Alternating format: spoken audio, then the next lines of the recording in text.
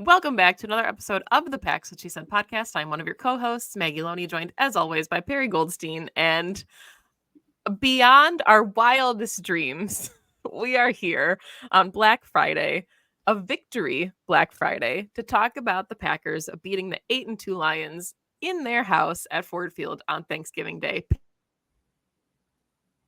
What's happened? Did you go black? Was that my screen that went black? You went black, but it's okay. We're too excited. Oh, we're back. Yeah, my internet just shit out because we were so excited.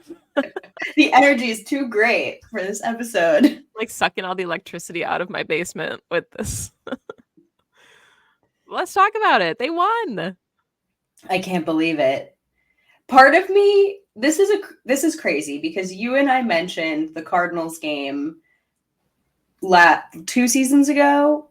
Rasul's breakout game where Aaron Rodgers went in with like nobody and a prayer, and somehow him and Matt came up with a win against the undefeated Cardinals. And we were like, this team isn't that team because that team had 12, but the Packers and Matt LaFleur somehow have this like history of doing this.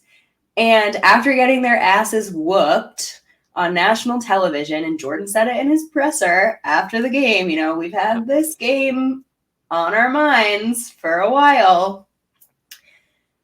There was something about this that could have led to, and I didn't think they'd win, and I didn't think they'd take the lead and never give it back. No, this was like a whole statement-handed win. There was absolutely no question from start to finish the Packers were going to win this game. Never a moment were the Lions in it, quite frankly. But I thought there was a chance they'd be competitive for sure. At the beginning, I thought shootout, maybe, you know, like, you know, they came out swinging with that 53-yarder bomb to Christian Watson. I thought, okay, they came to play. Piss is hot this morning. But this team, I don't know, man, the culmination of the last month, something about this team and Matt, when he's down all of his weapons back against the wall, something ignites in him and the play calling juices get flowing. And also, I just think like they've been leading towards this like breakout game where the pieces have really been clicking. And I think the only reason we questioned whether this would be the game or not is because of injuries. And it seems as though there were still enough pieces that were healthy where it didn't really matter about the injuries or the losses to Wicks or AJ or Aaron Jones or, you know, no Jair. It didn't matter. This team showed up to play, and they did it on the national stage. Yeah, it's funny that you mentioned shootout because right after the Packers scored, I was like, okay. And then the Lions like made it look really easy and came back and scored. And I looked at my dad and I was like, I don't know if this offense has enough juice to be able to hang in a shootout. You know, like I was like, I don't know if they're going to be able to go score for score all game. And we'll save the defense. We'll talk about the defense because they also deserve their flowers. But the performance of the offense, I actually just tweeted it this morning. The Packers are putting up their best numbers of the season in their last 4 games. Like they're at almost 400 total yards in the last 4 games, and they're 3-1 in that stretch. Like it is starting to click. We are seeing this young offense, you know, that Rasul said you can't call them young anymore, but it's paying dividends. Like it's finally putting things together, and maybe we'll save it for later. But that 53-yard shot to open the game, I was like, okay, this is what we've wanted to see from this entire offense. And they finally hit one, and it just set the tone, I think, for the whole game. Well, let's start with it because it was the beginning of the game, and it was a topic of discussion because it seems like Matt and Jordan went back and forth about it a little bit before the game, saying maybe we don't start with it. And Jordan said, no, I want to. Christian and I, like, we've talked about it, and this is how we want to set the tone. And I love that, too, that shows a little bit of, like, the inside between the relationship between Matt and Jordan as well, that they feel it's open enough that they can have that dialogue, that Jordan feels comfortable enough to say, you know, hey, coach, actually, I'd really like to keep it. No, you know, and that everyone clearly still stands by Christian. And hey, look, deep ball. And say what you want. You know, obviously was a little bit underthrown. Don't care. He got up, got it. Double coverage. Like it was double coverage. Yeah. And look, 53-yard bomb to Christian Watson running full speed. Like you have to mega overthrow that to that dude for it to not be a little bit underthrown.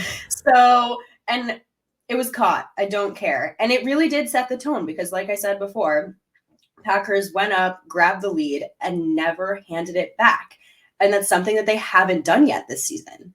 They have grabbed leads before and they've given them back and gotten fourth quarter leads, and then they've lost them and not been able to get them back. And they've lost games that way. And this was a very definitive statement of saying, actually, this is our game and we're winning. And it got close at the end, but I think that last touchdown was a very much like a garbage time touchdown. It was 40 seconds left on the clock and it didn't matter. They won by 2 scores against the Lions in my mind. And it all started with that 53-yard bomb. Yeah, and it's nice to see those confidence building moments too, because, we always joke on Twitter, right? Oh, this player read the tweets, but Davante Adams, people came out and said no, 9 is the guy. You need to just, and I think it was Ross Uglum who posted some clips of it, but it's the Packers went back to everything that had been clicking for the offense. They had just suddenly put Watson in this box of he's only going to run go routes, and that wasn't working, and we saw it not work. So yes, you open up with the shot for 53 yards and it does connect, but then you see him running some of the intermediate mesh stuff for 7-8 yards at a time, and it's okay, this opens up your entire offense when you don't have a receiver becoming one-dimensional. Yeah, you get him on the crossers, he pulls defenders with him, right? So even if he's just a decoy, you pull him across the field, you open up an entire half the field because defenders have to trust it. They have to move with him. He's an incredible blocker. I'm pretty sure he had one of the key blocks on the Jayden Reed end around. Mm-hmm. He's just always in there when the Packers make big plays, even if he's not the one catching the ball. And recently he hasn't been the one catching the ball, but you knew it was coming. And especially in a game where you're missing some of your starters. And it was funny. I think my dad is the one that pointed it out, but they were using him in a lot of the ways that they typically use Luke Musgrave, which is funny because Luke's a tight end, but in some of, like you said, some of the mesh stuff, some of the seam stuff, and it's just because Christian can do it all. And it probably says a lot about the way that they see Luke Musgrave as well as this big kind of move, multi-dimensional tight end. But I just like the way that Matt got to get creative with him. And finally, like you said, this team backs him and he needed this kind of confidence game. I think what makes it so interesting too is, and we kind of talked about it going into the season, the expectations for this offense. And still, we're 12 weeks into the season here. The Packers have played 11 games and they still don't have a receiver over 500 yards. Jayden Reed is close. He's got 497, but the distribution of the ball, everybody can come up and make a play. I know you want to talk about Tucker Kraft. I'm sure we will get there, finally getting his touchdown, but Christian Watson, 350 yards, 3 touchdowns. Romeo Doubs, 433 yards on the season, but 7 touchdowns. Jayden Reed, almost 500 yards, 5 touchdowns. So even I know they didn't play, but guys like Dontavian Wicks, Malik Heath had a really nice game kind of filling in that spot duty. So the way that they're able to get all of their guys to step up and make plays, it doesn't necessarily matter. Christian Watson might still be a 1. Maybe Jayden Reed's your 1. We've talked about it on the show before. But this offense doesn't feel like it's predicated on needing a 1. And that's why I think it's working so well. It's fun watching them scheme up because a theme of this season has been, like you said, Jordan spreading the ball around to everyone. And that is something that Matt, I think, in his best games with Aaron Rodgers, that is what they've always done. That has been a theme, I think, of Matt's play calling is spreading the ball around to all of your playmakers, scheming them open. And like I said, some of his best games, I think about that Cardinals game. I think about the Raiders game when Aaron Rodgers had his first perfect passer rating in a game. And that was just a 1:00 game, noon game, in a random season. But those games stand out to me as when Matt gets in his bag and gets to spread the ball around to all of his playmakers. And, we make a lot of comments about, and I don't want to get down this rabbit hole, but I say this just we make a lot of comments about the way the Packers kind of draft and pick their offensive weapons. But, this was one of those games where you get to say, well, that worked.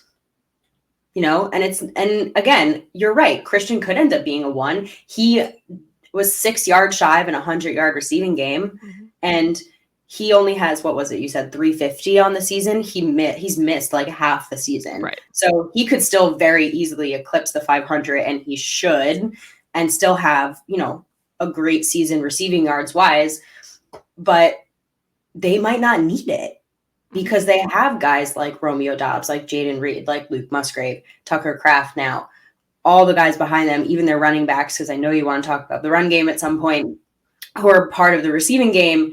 And it just doesn't matter as long as you're getting your total yardage and your touchdowns.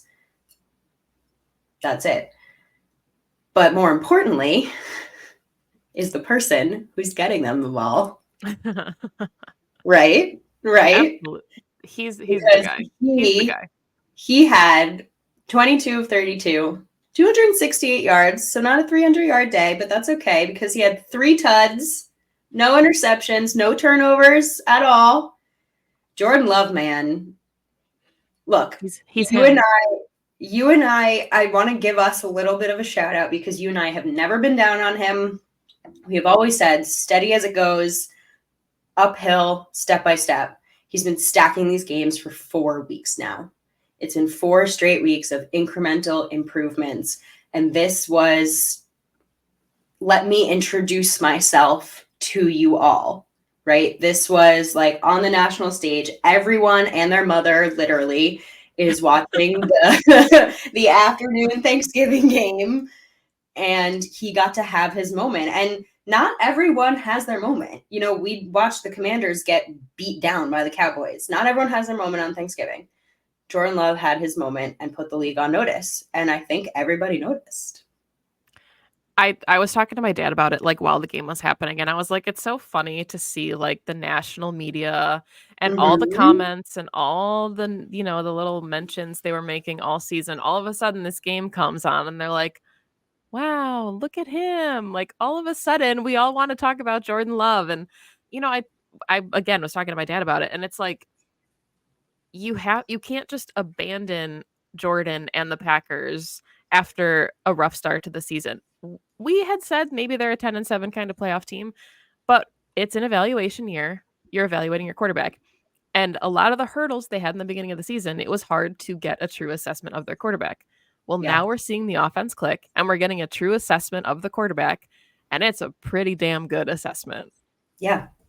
You and I talked about this a little bit last night, and I think one of like the biggest things that I've noticed in the last month, because he hasn't necessarily changed all that much. Even when the offense wasn't working well, he was still going through his reads, not making like poor decisions, planting his feet, getting the ball out quickly. It was just a matter of like the receiver was in the wrong place or there were a lot of drops, like there were reasons why things weren't moving. They still don't have a run game, and I think we're going to get there. The blocking up front has been better. He's just getting way more comfortable out there. Like the game has obviously just slowed way down for him. You can just see his processing speed is way up. He's able to get through his reads way faster. I think his ability to get the ball out with pressure in his face has gotten, think about his very first start against the Chiefs versus what he's able to do now with an Aiden Hutchinson or a Khalil Mack in his face. Night and day. And so you said it. You abandon a guy after like a handful of starts? No, half a season. And look at the improvement simply because he just needed the reps. And his offense did. Luke Musgrave had a ton of drops to start the season, and they were clicking really, really well. Christian Watson, we compared it to MVS. Like when guys run a 4-2, it takes a while to get on the same page with them. And we're just starting to see the connection that he's able to make with like, I think Romeo Doubs and him have had the connection for a while, but knowing where his receivers will be, you watch the QB school, I watch the QB school, but JT O'Sullivan always talks about the anticipation on his throws. And that's something that's even gotten better as Jordan has gotten the ball before his receivers are even making their cuts. And that is just so significant for a young quarterback to be able to do that. Yeah. And you said it, you're not always going to be able to do that if you don't have that yet with your receivers. Yeah, I think also yesterday, we're recording this Friday, like Maggie said, it was also, he threw into some tight windows. I'm not sure he's definitely the kind of quarterback, and we've seen it, where he's not afraid to throw into double coverage, but it hasn't always been worse. Yeah, it's been a little bit of like a YOLO in the last couple of games, whereas this game, it was less YOLO and more, I'm going to thread this, right? It felt more calculated. It felt more like I can control where this ball is going to go. And again, like these improvements matter. Those little like YOLO versus thread the needle, those matter because that Jayden Reed touchdown, I mean, that was clearly some kind of like route running mistake, but it didn't matter because their quarterback could get the ball in where only Jayden Reed could catch it, and it was a touchdown. So, damn, Jordan just looks, he was shredding. He looked so good. I know. It's so fun to see him have his moment because we talked about like the emotional side of football, the optimistic side of being a fan, and like the expectation as Packers fans is always good quarterback play. So going into a season full of unknowns where you've had 2 Hall of Famers back to back, there's a lot of pressure on his shoulders, right? And it's a lot of it's like unfair, but to see him come out and play well, whatever happens, you know, for this guy's career, it's like it's just really special for him. He said like this is the best Thanksgiving I ever had. Like that's really cool. I was thinking about it too, like regardless of the situation that he stepped into, like take any of the history of the Green Bay Packers out of it. You're starting the team, you know, in 2023.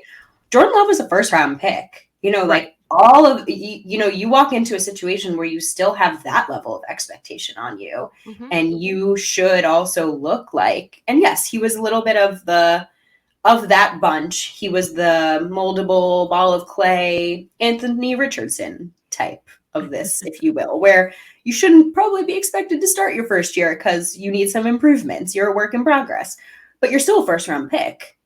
And if you don't perform up to that expectation, you might get someone fired, you know? And not to be blunt about it, but it's 9:24 in the morning and my brain, this is how we're working. The coffee hasn't hit yet. So there's also that. And I was thinking about that also. And last night or yesterday afternoon was, I think, the first time where I'm like, Jordan Love looks like a first round pick today. That is a first round pick quarterback out there shredding up a good defense. I mean, the Lions defense has been playing not its best. And they were down 2 starters in the secondary. I don't make excuses for them because the Packers were down like 4 or 5 of their starters on offense. So like, that is what it is. It is what it is. But this was a team that beat the shit out of the Packers earlier this season, and he carved them up. And Jordan, you looked like a first round pick. You looked like the Packers' future quarterback on Thanksgiving. Very Happy pleased. Thanksgiving to us. Yeah, very pleased. Let's talk about the run game now, unless you have anything else to wrap up. Let's do it. Because it's still an enigma, right? And we're seeing kind of a more complementary offense. We're seeing Jordan get the ball out. We're seeing the offense is starting to click. But the run game is still a problem. 109 total yards, 39 or 37 of those came on a Jordan Love designed run, which was beautiful. But like what is going on? What's the deal with the run game? A lot of the stuff that works, we talked about it kind of pre-show before we hit record, the little like 1 yard check down to AJ Dillon and he'll pick up like 10, but that's not a run play, you know, like what is the problem with this running attack? The offensive line. I mean, they can't block for shit. I don't know enough about like run blocking to have like a real opinion on this. So if you want to go listen to someone who is better at this than me, like please do. But yeah, I mean, I think also like injury has not helped when there's no consistency and you don't have an Aaron Jones and you're used to blocking for one back and now you have to block for another. And now you're getting a Patrick Taylor and an Emmanuel Wilson and this rotation of backs that are all very different. Tough. It's made this team very one-dimensional, unfortunately. And that's the piece that I struggle with. And it makes what Jordan Love is doing even more impressive in my mind because he's literally working with a fairly one-dimensional offense.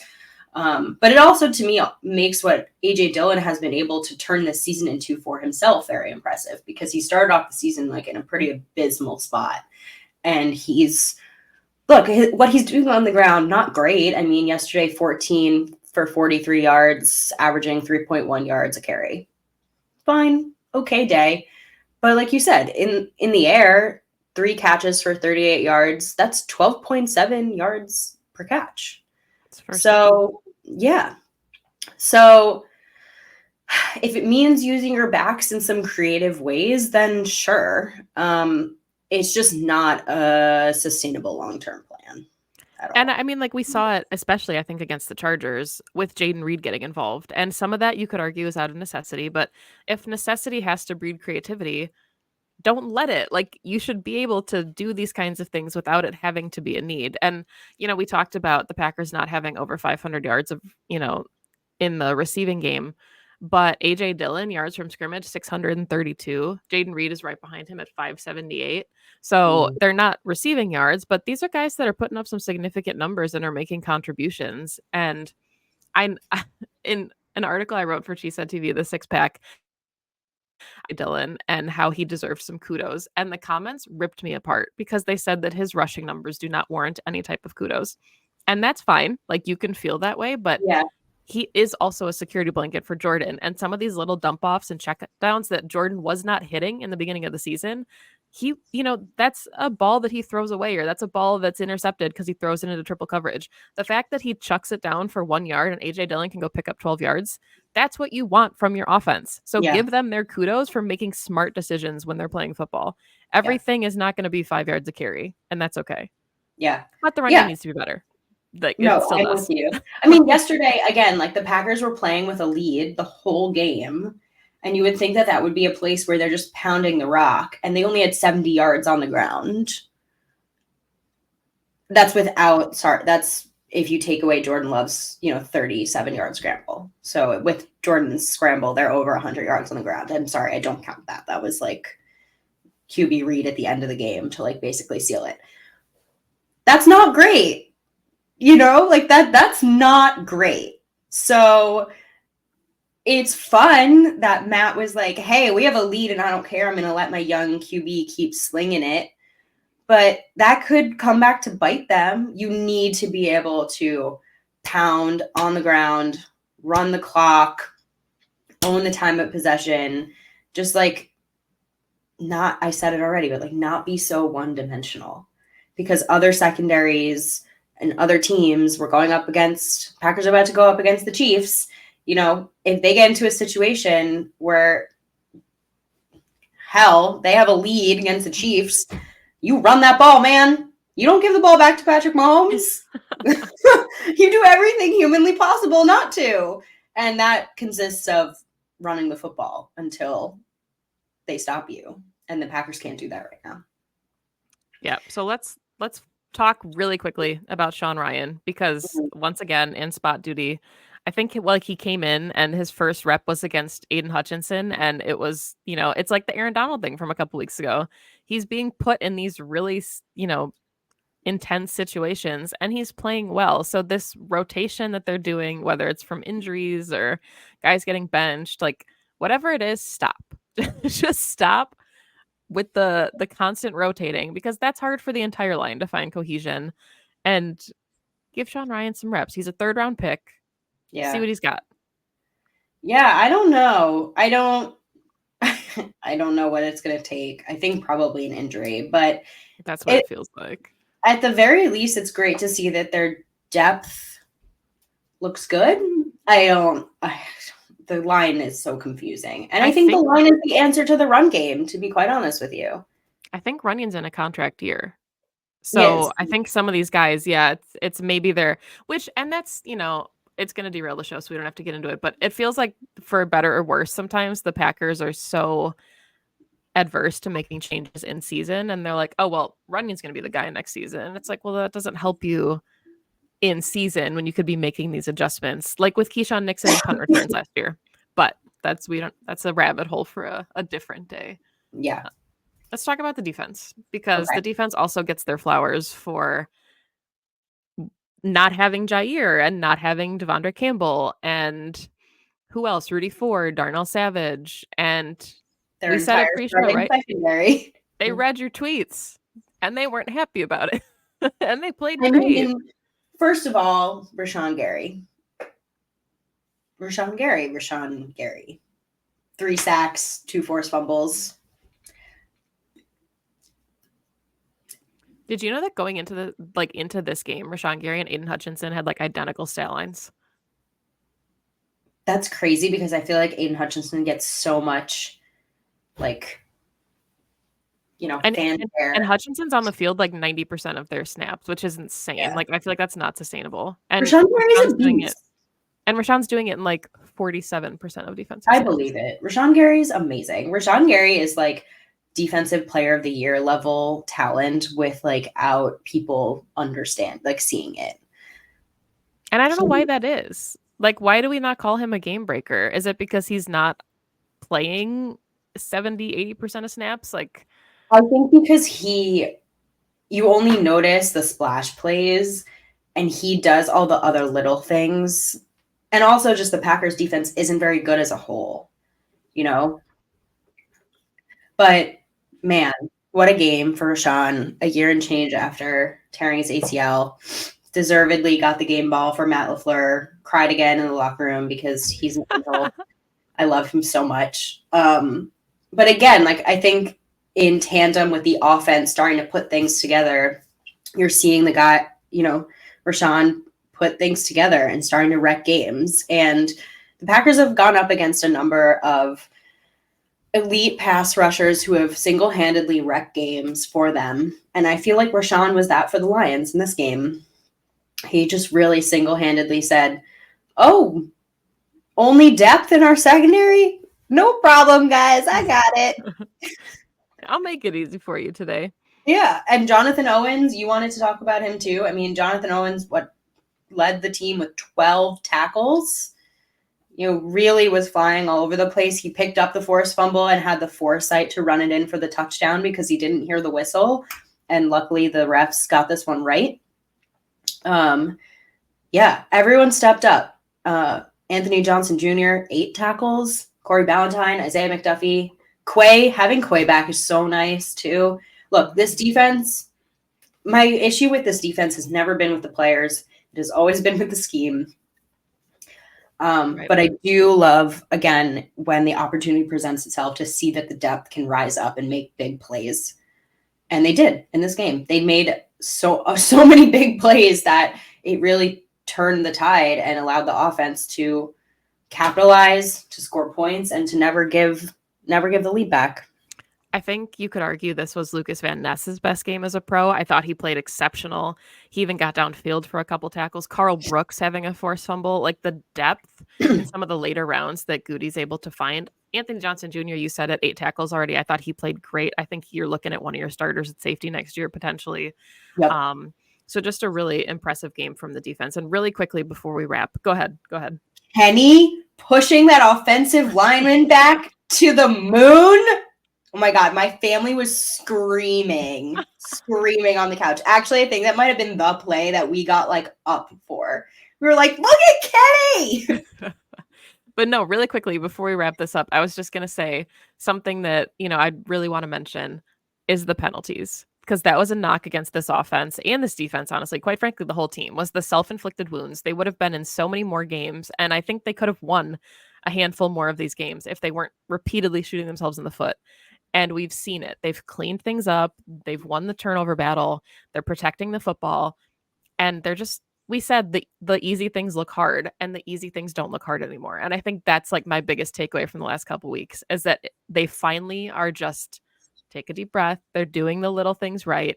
And it's compounding into these big moments where they're actually winning football games. It is. Wow. Final thoughts? This was a good one. I mean, Aaron Nagler tweeted about it, right? He said, if they win this, we're going to tell our grandkids about it. Like, this was a very special, fun Thanksgiving memory for Jordan, for Rashawn, for the entire team. And it was just really cool to see them play their best football of the season on a national stage when they were down. Like, I kept thinking of that song from Hamilton, like Outgunned, Outmanned. That's how I felt going into Detroit. And then that's the product that they put on the field. Yeah, man. Just great. I mean, who knows how the rest of the season is going to go, but I think this is a game that a young team really needs. It's just something that they can come back to and point to and say, well, we did that. Let's build off that. Not a lot of negatives from this one at all. So go Pack. And now they have a little bit of a bye before the Chiefs so they can get healthy and then take on the best team in football. See what they can do. Yeah, primetime Sunday night contest. Kind of cool to go from you got Thanksgiving, you got a long week, long rest to go into Sunday night football against the Chiefs, the reigning Super Bowl winners. So thank you as always for listening to the show. That's all the time that we have for today. Find us on YouTube at Pax What She Said. You can find us on any of your favorite audio platforms at Pax What She Said as well. You can find Perry on Twitter at Perry_Goldstein. You can find me on Twitter at Maggie J. Loney. The podcast is PWSS Podcast. Enjoy this long break. Enjoy the W. The Packers are 3-1 in their last 4 games and building some momentum. Things look good, and it is fun to talk about Packers football. So hope you enjoyed your holiday. Sit on this dub, soak it in for a while because it's a good one. Go Pack, go. Go Pack, go.